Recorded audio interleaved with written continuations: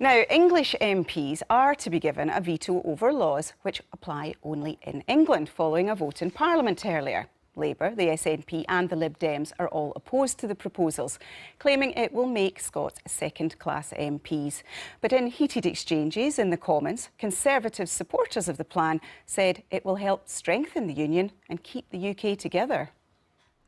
I'm sure I'm not alone in having experienced strong views from an English perspective about the nature and extent of devolution and the sense that somehow the other parts of the United Kingdom are getting something that the English are not. It is clearly not in the interest of the Union that we should see mounting resentment in any part of the United Kingdom. The basic principle about what is being achieved and secured by these plans is that me and my honourable friends here will be second-class citizens in the unitary Parliament of the United Kingdom of Great Britain and Northern Ireland, and that is simply quite unacceptable to us. Now, Scotland's watching this.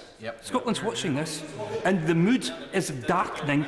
Could I say, if this is an exercise in saving the Union, you could not have contrived of a more inept way to save the Union.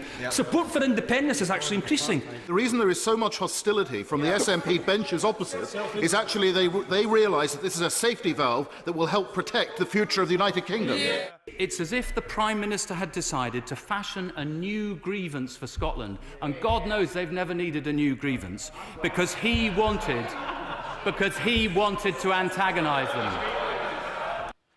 Well, joining me now in our London studio is James Cusick, political correspondent for The Independent. Good evening. Hi. You followed this afternoon's debate. Was it as ill-tempered as it seemed? It was exactly as ill-tempered as it seemed. It was not quite short of rolling up their sleeves and getting tore into each other, but it was definitely heated and angry.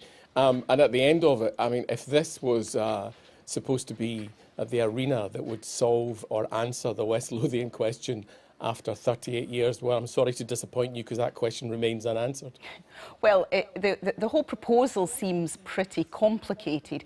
Yes. Did it become any clearer about how it's actually going to work in practice? No, it didn't. I think what we've actually witnessed today was, I think the government maybe had this in mind, and it depended on the outcome of the election, which was supposed to be maybe, tight votes. I don't think they expected the result that they got. So, but regardless, they've ploughed on with this particular plan. And what we've ended up with, I suppose, is English MPs complaining that on the doorsteps they have to answer the asymmetric devolution, or the amount of devolution that's been given to Scotland, and England has to be given more back. And the English doorsteps are angry. We had John Redwood actually saying it was England's turn. We had other MPs saying the legislation the procedure rather was going to be weak, but we'll take it anyway because it's not going to last that long, I think. And I think we had Labour MPs saying that, of course English people needed to be given a voice, but not necessarily a veto. And we had the SNP outraged. They've only just arrived in the place, and within a couple of months they find themselves two-tier citizens, or a two-tier structure of MPs, which hasn't happened for, 300-400 years. So, Shelley, sure there was anger. Sure. And is there some substance to that criticism? I mean, will Scottish MPs effectively become second-tier members? It depends. It depends. There's actually a small research document in the House of Commons library which says Scottish MPs have not made a difference to any proposal that much. I think something like twice in the last couple of decades. It doesn't really matter because the principle was being debated today, and we saw, if you like, the government deciding that.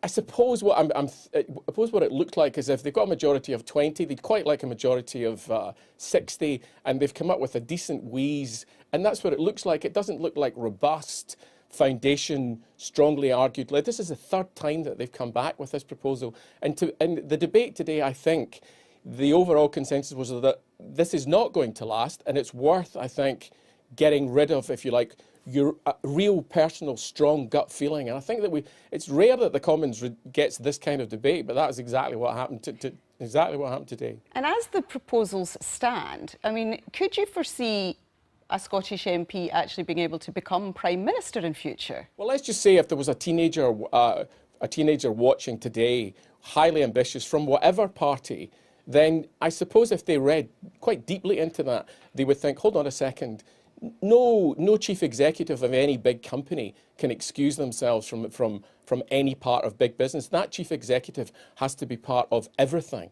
But what I think we heard today was the chief executive of the Commons, if he's Scottish or she is Scottish, they're not going to be across everything. And I think technically from 5 p.m. today, we may have seen, if you like, the curtain coming down on the last Scottish Prime Minister. And I'll need a fair degree of convincing that that is not what's going to happen. Well, let's see what they say about it. James Cusack, thanks very much for joining us.